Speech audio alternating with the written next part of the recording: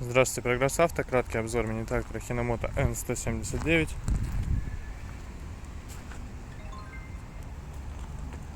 Состояние шин.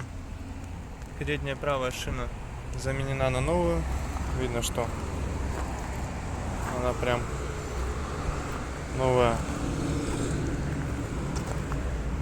Передняя левая шина также без износа заменена на новую.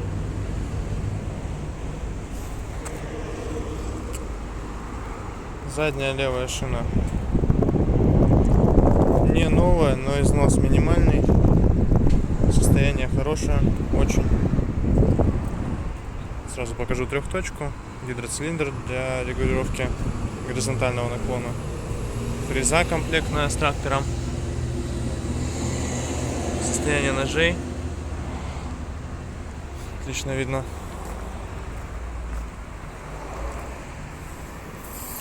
Задняя правая шина. Думаю, что состояние видно также хорошее.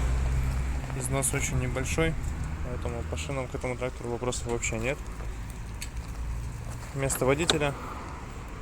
Здесь у нас регулировки фрезы, настройки работы трактора в этом плане. Регулировка положения фрезы.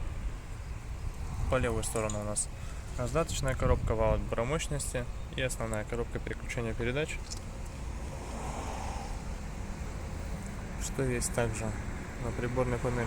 Видно наработку 547 моточасов. Состояние действительно соответствует, по-моему, об этой наработке. То есть, конечно, есть некоторые вопросы по косметике, но в общем и целом очень состояние у трактора хорошее.